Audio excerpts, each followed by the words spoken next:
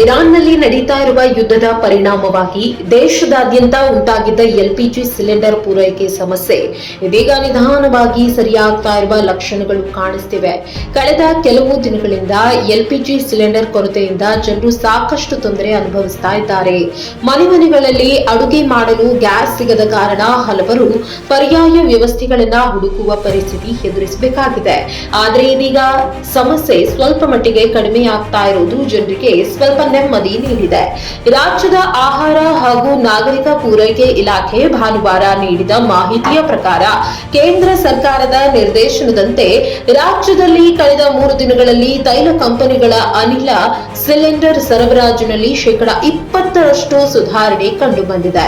ಇದರಿಂದ ರಾಜ್ಯದ ವಿವಿಧ ಭಾಗಗಳಲ್ಲಿ ಗ್ಯಾಸ್ ಸಿಲಿಂಡರ್ ಪೂರೈಕೆ ನಿಧಾನವಾಗಿ ಸಾಮಾನ್ಯ ಸ್ಥಿತಿಗೆ ಮರಳುತ್ತಾ ಇರುವುದಾಗಿ ಅಧಿಕಾರಿಗಳು ತಿಳಿಸಿದ್ದಾರೆ.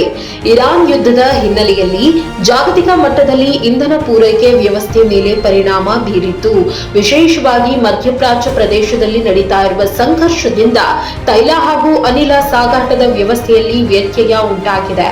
ಇದರ ಪರಿಣಾಮವಾಗಿ ಭಾರತ ಸೇರಿದಂತೆ ಹಲವು ದೇಶಗಳಲ್ಲಿ ಎಲ್ಪಿಜಿ ಪೂರೈಕೆಯ ಮೇಲೂ ಒತ್ತಡ ಉಂಟಾಗಿದೆ ಎಂದು ತಜ್ಞರು ಹೇಳ್ತಾ ಇದ್ದಾರೆ. ಕರ್ನಾಟಕದಲ್ಲಿಯೂ ಕಳೆದ ಕೆಲವು ದಿನಗಳಿಂದ ವಾಣಿಜ್ಯ ಹಾಗೂ ಗೃಹ ಬಳಕೆಯ ಎಲ್ಪಿಜಿ ಸಿಲಿಂಡರ್ಗಳ ಪೂರೈಕೆಯಲ್ಲಿ ತಾತ್ಕಾಲಿಕ ಕೊರತೆ ಕಾಣಿಸಿಕೊಂಡಿತ್ತು.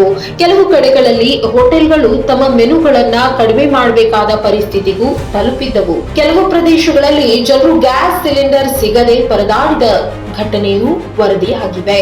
ಆದರೆ ಈಗ ಕೇಂದ್ರ ಸರ್ಕಾರದಿಂದ ತೈಲ ಕಂಪನಿಗಳಿಗೆ ನೀಡಲಾದ ನಿರ್ದೇಶನಗಳ ನಂತರ ಪರಿಸ್ಥಿತಿ ಸ್ವಲ್ಪ ಮಟ್ಟಿಗೆ ಸುಧಾರಣೆಯಾಗಿದೆ ಎಂದು ರಾಜ್ಯದ ಆಹಾರ ಹಾಗೂ ನಾಗರಿಕ ಪೂರೈಕೆ ಇಲಾಖೆ ತಿಳಿಸಿದೆ. ತೈಲ ಕಂಪನಿಗಳು ಹೆಚ್ಚುವರಿ ಸರಬರಾಜು ಮಾಡಲು ಕ್ರಮಗಳನ್ನ ಕೈಗೊಂಡಿದ್ದು, ರಾಜ್ಯದ ವಿವಿಧ ಗ್ಯಾಸ್ ಏಜೆನ್ಸಿಗಳಿಗೆ ಹೆಚ್ಚುವರಿ ಸಿಲಿಂಡರ್ಗಳನ್ನ ಕಳುಹಿಸಲಾಗ್ತಾ ಇದೆ ಎಂದು ಅಧಿಕಾರಿಗಳು ತಿಳಿಸಿದ್ದಾರೆ. ಇದರಿಂದ ಮುಂದಿನ ದಿನಗಳಲ್ಲಿ ಎಲ್ಪಿಜಿ ಸಿಲಿಂಡರ್ ಕೊರತೆ ಮತ್ತಷ್ಟು ಕಡಿಮೆಯಾಗುವ ನಿರೀಕ್ಷೆ ವ್ಯಕ್ತವಾಗಿದೆ.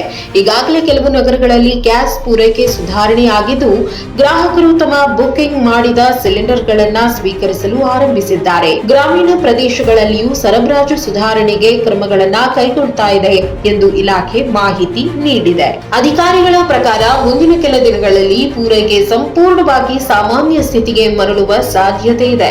ಜನರು ಆತಂಕ ಪಡುವ ಅಗತ್ಯವಿಲ್ಲ ಎಂದು ಕೂಡ ಸರ್ಕಾರ ಸ್ಪಷ್ಟಪಡಿಸಿದೆ. ಗ್ಯಾಸ್ ಸಿಲಿಂಡರ್ಗಳ ಸರಬರಾಜನ್ನ ನಿರಂತರವಾಗಿ ಗಮನಿಸಲಾಗ್ತಾ ಇದ್ದು, ಯಾವುದೇ ರೀತಿಯ ಅಡಚಣೆ ಉಂಟಾದ್ರೆ ತಕ್ಷಣ ಕ್ರಮ ಕೈಗೊಳ್ಳಲಾಗುವುದು ಎಂದು ತಿಳಿಸಿದ್ದಾರೆ. ಇದರ ಜೊತೆಗೆ ಕೆಲವು ಕಡೆಗಳಲ್ಲಿ ಹರಡುತ್ತಿರುವ ಅಪಪ್ರಚಾರಗಳ ಬಗ್ಗೆ ಕೂಡ ಸರ್ಕಾರ ಎಚ್ಚರಿಕೆ ನೀಡಿದೆ. ಎಲ್ಪಿಜಿ ಸಿಲಿಂಡರ್ ಸಂಪೂರ್ಣವಾಗಿ ಕೊರತೆಯಾಗಲಿದೆ ಎಂಬಂತಹ ವದಂತಿಗಳನ್ನ ನಂಬಬಾರದು ಎಂದು ಅಧಿಕಾರಿಗಳು ಹೇಳಿದ್ದಾರೆ. ಸರಬರಾಜು ವ್ಯವಸ್ಥೆ ನಿಧಾನವಾಗಿ ಸುಧಾರಿಸ್ತಾ ಇರುವುದರಿಂದ ಜನರು ಆತಂಕ ಪಡುವ ಅಗತ್ಯವಿಲ್ಲ ಎಂದು ತಿಳಿಸಿದ್ದಾರೆ. ಒಟ್ಟಿನಲ್ಲಿ ನೋಡಿದ್ರೆ ಇರಾನ್ ಯುದ್ಧದ ಪರಿಣಾಮವಾಗಿ ಉಂಟಾಗಿದ್ದ ಎಲ್ಪಿಜಿ ಸಿಲಿಂಡರ್ ಪೂರೈಕೆ ಸಮಸ್ಯೆ ಈಗ ಕ್ರಮೇಣ ಕಡಿಮೆಯಾಗ್ತಾ ಇರುವ ಲಕ್ಷಣಗಳು ಕಂಡು ಬರ್ತಾ ಇವೆ. ಕೇಂದ್ರ ಮತ್ತು ರಾಜ್ಯ ಸರ್ಕಾರಗಳ ಸಂಯೋಜಿತ ಕ್ರಮಗಳಿಂದ ಮುಂದಿನ ದಿನಗಳಲ್ಲಿ ಗ್ಯಾಸ್ ಪೂರೈಕೆ ಸಂಪೂರ್ಣವಾಗಿ ಸಾಮಾನ್ಯ ಸ್ಥಿತಿಗೆ ಮರಳುವ ನಿರೀಕ್ಷೆ ವ್ಯಕ್ತವಾಗಿದೆ. ಇದರಿಂದ ಗೃಹ ಬಳಕೆದಾರರು ಮತ್ತು ವಾಣಿಜ್ಯ ಬಳಕೆದಾರರು ಎರಡೂ ವರ್ಗದ ಜನರಿಗೆ ಸ್ವಲ್ಪ ಮಟ್ಟಿಗೆ ನೆಮ್ಮದಿ ದೊರಕಿದೆ.